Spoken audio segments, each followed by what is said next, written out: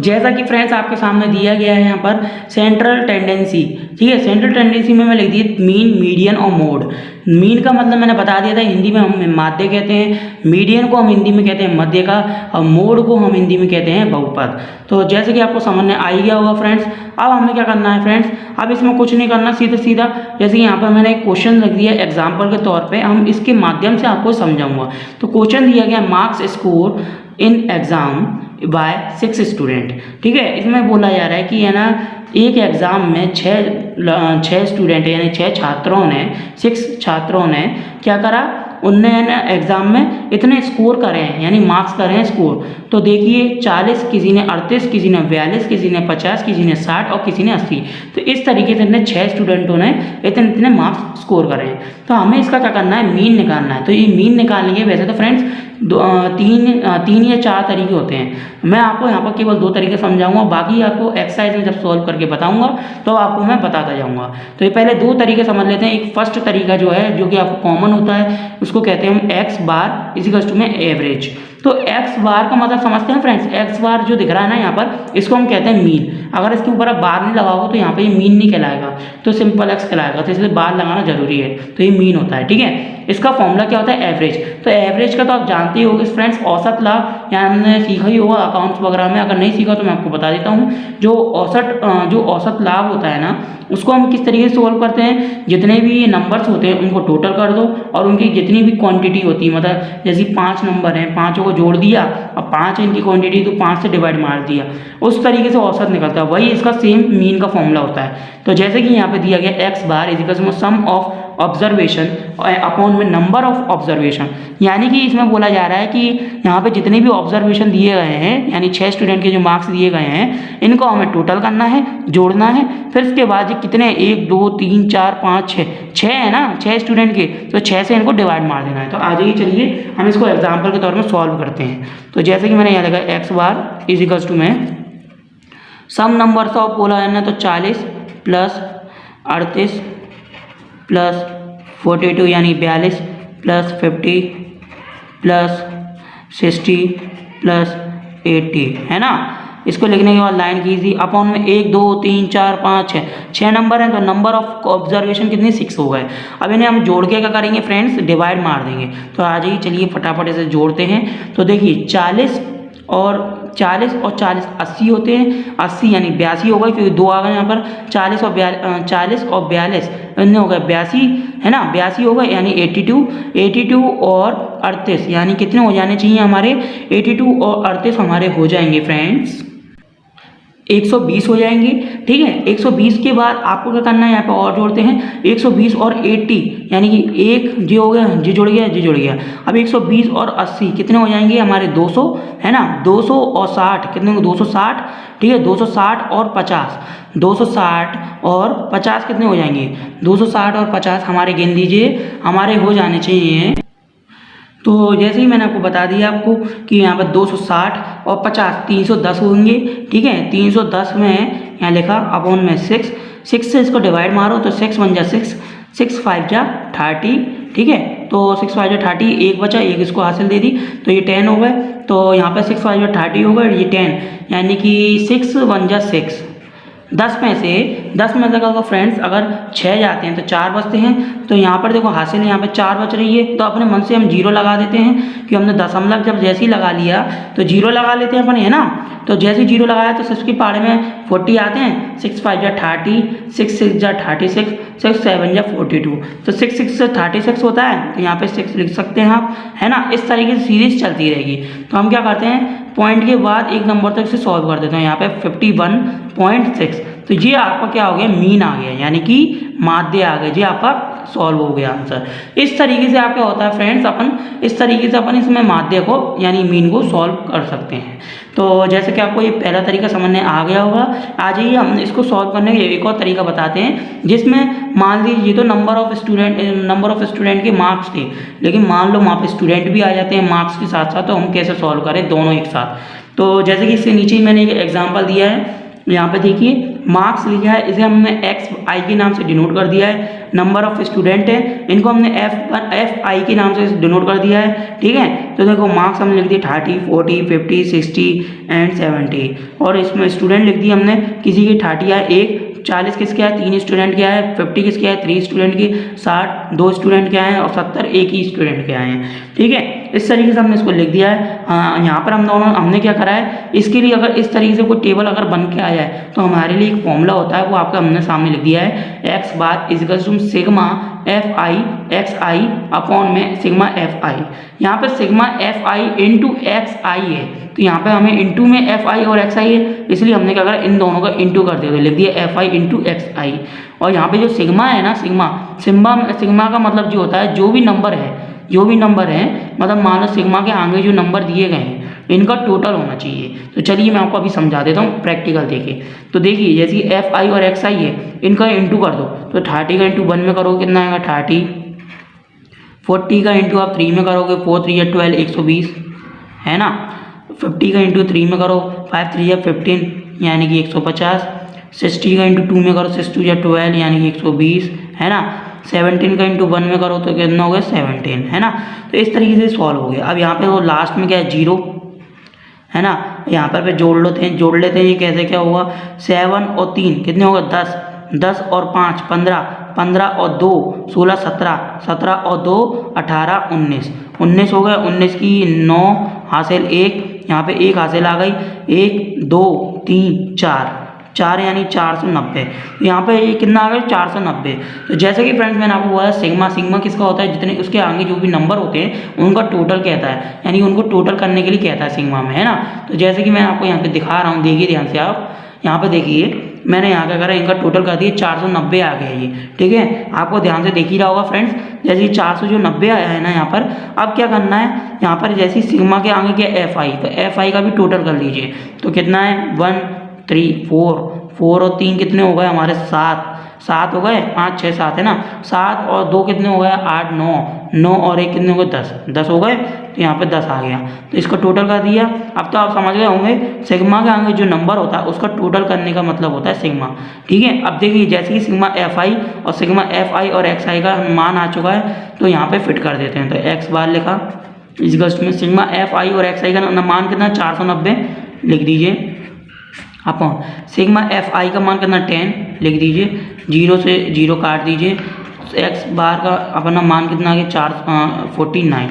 तो इस तरीके से इसे हम सॉल्व करते हैं। तो आपको समझ में आ गया होगा ये 49 जो यहाँ पर जो हमारी वैल्यू आई है ये 49 वही हमारी क्या हो गई मीन हो गई। तो आ गई आपको समझ में फ्रेंड्स किस तरीके से इसे सॉल्व करा जाता है। तो चलिए जैसे कि आपको अगर ये आंसर आपको समझ में आ गया होगा, और तो हम आ जाइए नेक्स्ट टॉपिक समझते हैं जिसका नाम है हमारा कौन मीडियन, ठीक है फ्रेंड्स। तो फ्रेंड्स हाँ, उससे पहले अगर आपको हमारी ये वीडियो पसंद आ रही है तो प्लीज़ इसे लाइक शेयर और सब्सक्राइब करे बिना कहीं मत जाइएगा। सब्सक्राइब के साथ साथ बेल आइकन का बटन दबाना तो मत भूलिएगा। तो चलिए जैसा कि हमने अब आगे बढ़ते हैं, एडवर्टाइजमेंट बहुत हो गई है, अब आगे बढ़ते हैं मीडियन में। तो मीडियन समझने के लिए आज ये पेज पलटते हैं।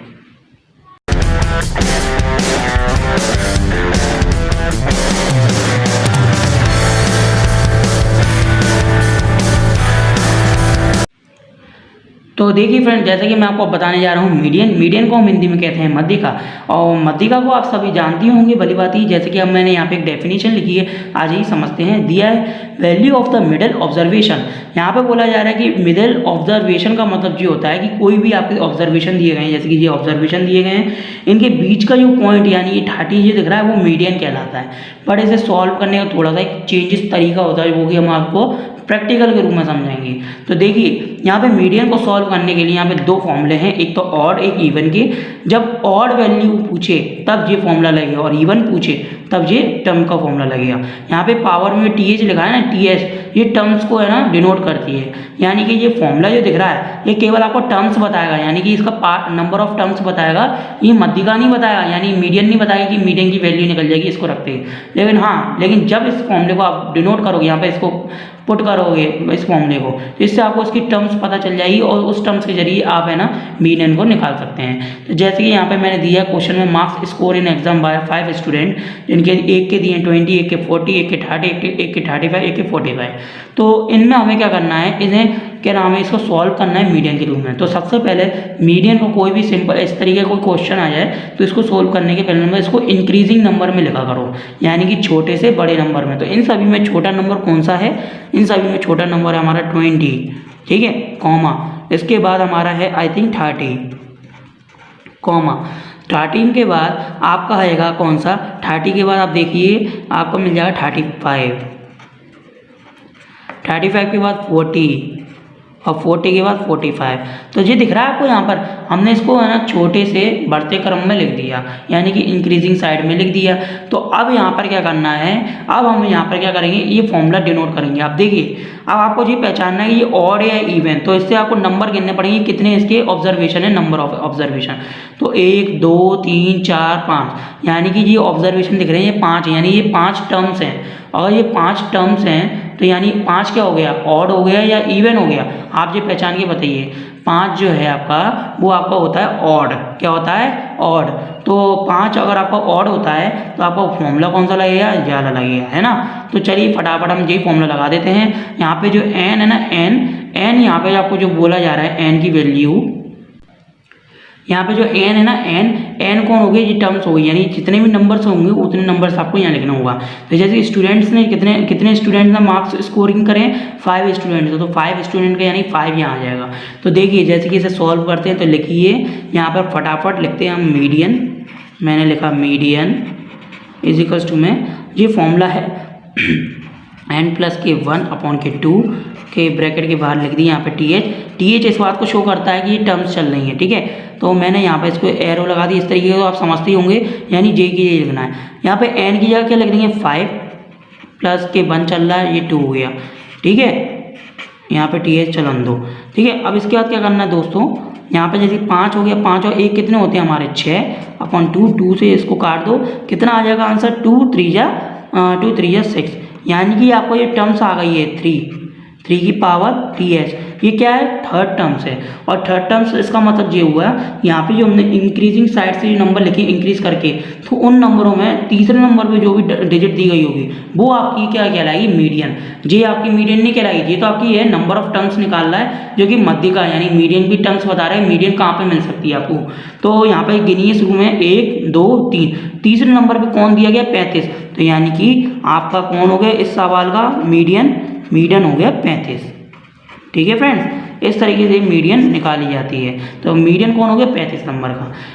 अब जैसे कि मीडियन आपको 35 नंबर का हो ही चुका है, तो अब चलिए जैसे कि आपको ये और तरीका था, ठीक है, और तरीका था, मैं इवन भी बता सकता हूँ। उससे पहले मैं फ्रेंड्स आपको एक और बात बता देता हूँ कि मान लो यहाँ तो मैंने सिंपल सम लिखा था कि 35 आपको समझ नहीं आ रहा था, बीच का वर्ड है। अगर मान लीजिए अगर ऐसा कोई डिजिट आपको मिल जाती है जिसमें आपको पॉइंट में आ जाता है, यहाँ आंसर, यहाँ पर ये दिख रहा है आंसर, ये पॉइंट में आ जाता, तो उसके लिए आपको क्या करना पड़ता, ये पूरी वैल्यू सॉल्व करनी पड़ती है। यदि पॉइंट में आता है यहाँ पे भी पॉइंट में देखना पड़ता है। आगे जब आपकी एक्सरसाइज के क्वेश्चंस में आएगा मैं जब आपको ढंग से समझा दूंगा।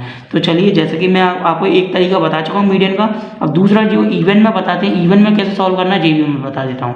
तो इवन में सॉल्व करने के लिए आपको यहाँ पे मैं एक लाइन खींच देता हूँ। इवन में सॉल्व करने के लिए मैं यहाँ पे क्या करता हूँ, इवन नंबर ला देता हूँ। तो यहाँ इसको 6 को काट के मैं क्या कर देता हूँ, यहाँ पे 5 को काट के 6 कर देता हूँ, और यहाँ एक नंबर बढ़ा देता हूँ, कौन सा, 50 बढ़ा देता हूँ, ठीक है। अगर 50 बढ़ा दूंगा यहाँ पे भी एक 50 बढ़ जाएगा, ठीक है, क्योंकि इंक्रीजिंग साइड देखते हैं अपन, यहाँ 50 बढ़ेगा तो यहाँ पे भी 50 बढ़ेगा, है ना। तो अब जैसे कि सबसे बड़ा नंबर यही है, अब जैसे कि मैंने यहाँ लिख दिया 50, तो कितने होगा, 1 2 3 4 5 6 नंबर हुआ है ना। अगर 6 नंबर जो होगा, ये कौन होगा हमारे, ये हो गए हमारे कितने, और क्या नाम, इवन नंबर्स हो गए, इवन नंबर्स हैं। अब चलिए इसे सॉल्व करते हैं।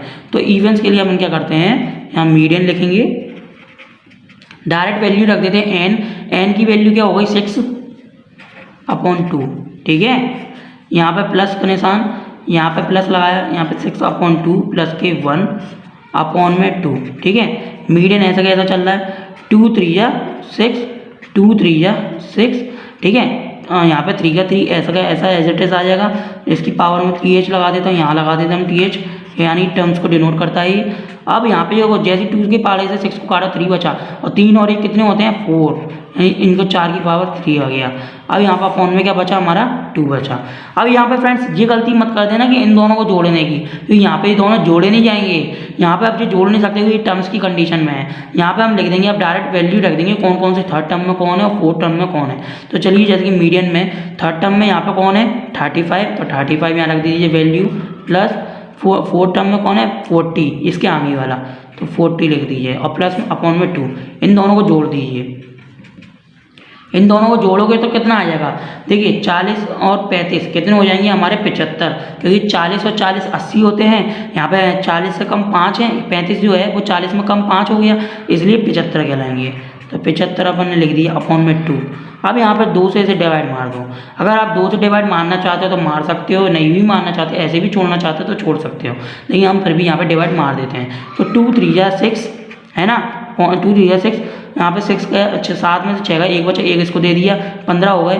तो 2 5 जा 10, 2 6 जा 12, 2 7 जा 14 है ना, 1 बचा, 1 हासिल आगे कर दी, तो यहाँ पे दशमलव लगा दी क्योंकि वहाँ यहाँ पे 1 हासिल जो बची, तो यहाँ पे 1 लिख दिया। अब 1 को भी काटना तो यहाँ एक 0 लगाएंगे तो यहाँ दशमलव लग गई।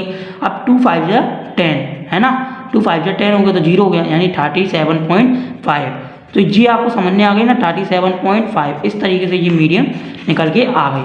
तो यहाँ पे क्या है, ये मैंने जैसे कि आपको शुरू में बोला था कि अगर पॉइंट में भी नंबर्स आ सकते हैं, तो देखिए यहाँ पे 6 नंबर थे, इनके बीच का नंबर आया यहाँ का 35 से 40 के बीच में 37.5। तो इस तरीके से भी आप है ना इसको आप आराम से सॉल्व कर सकते हैं। तो इसलिए फ्रेंड्स इसे आराम से सॉल्व करिएगा। यहाँ पे मैंने दोनों तरीके बता दिए हैं, आपको अच्छे से समझ में आ गए होंगे। तो चलिए मुझे आशा है कि आपको अच्छे से मीडियम भी अच्छे से क्लियर हो चुका होगा। तो लास्ट जो टॉपिक रह गया है उसको मैं आपको हल्के यहीं समझा देता हूँ। तो लास्ट टॉपिक कौन सा है आपका फ्रेंड्स, लास्ट टॉपिक है आपका मोड, है ना। तो मोड को हम हिंदी में क्या कहते हैं दोस्तों, तो मोड को हम हिंदी में कहते हैं, एक मिनट, मोड को हम हिंदी में कहते हैं बहुपद। क्या कहते हैं, बहुपद। जब मोड को हम हिंदी में बहुपद कहते हैं तो बहुपद का मतलब समझते ही हो गया आप लोग। तो बहुपद का मतलब ये हो गया कि हमारे जो टोटल नंबर्स हैं उनमें कितने नंबर्स, मतलब कितनी गिनती में कितने, कोई रिपीट नंबर्स तो नहीं हो रहे। सपोज अगर एग्जाम्पल तौर पर मैं आपको लूँ तो देखिए मैं नीचे करता हूँ, मैंने कोई नंबर लिख दिया 20, 30, 20, 40, 20। मैंने ये कितने नंबर ले लिए, 1 2 3 4 5 नंबर ले लिए, ठीक है। मतलब कोई स्टूडेंट है, 5 स्टूडेंट है, उन 5 स्टूडेंट ने इतने स्कोरिंग करी है। तो यहाँ पे ये बोल रहा है कि बहुपद का मतलब क्या होता है कि इनने जो स्कोरिंग जितने भी स्टूडेंट ने करी हो, बट उसमें सेम नंबर ऐसे जो हो जो रिपीट हो रहे हो, और ज़्यादातर रिपीट होते हैं, जो सबसे ज़्यादा रिपीट होते हैं वो क्या कहलाता है, आपका बहुपद कहलाता है। तो यहाँ पर देखो कौन कौन से नंबर आपके रिपीट हो रहे हैं ज़्यादा, 20 हो रहा है, एक 20G हो रहा है, एक 20G हो रहा है, यानी 20 आपका 3 बार रिपीट हो रहा है, तो यही आपका क्या है, बहुपद है, यानी कि मोड कहलाता है। तो आपको अच्छे समझ में आई गया होगा फ्रेंड। तो चलिए जैसा कि मैंने आपको इंट्रोडक्शन की वीडियो में हर एक टॉपिक अच्छे से क्लियर कर ही दिया है, तो आज ही मैं आपको अब नेक्स्ट वीडियो में मिलूंगा आपसे, जिसमें मैं आपको एक्सरसाइज से सॉल्व करूंगा सम। तो चलिए बने रहिए हमारे इस चैनल के साथ, और हमारे इस चैनल को थोड़ा सपोर्ट कीजिए दोस्तों, क्योंकि देखो हम आपके लिए इतनी मेहनत से यह वीडियो बनाते हैं, आपको भी थोड़ा हमारे लिए सपोर्ट करना ही चाहिए। तो हमारे इस चैनल को सब्सक्राइब करे बिना कहीं मत जाइएगा। तो चलिए जब तक कि आप लोगों को गुड लक।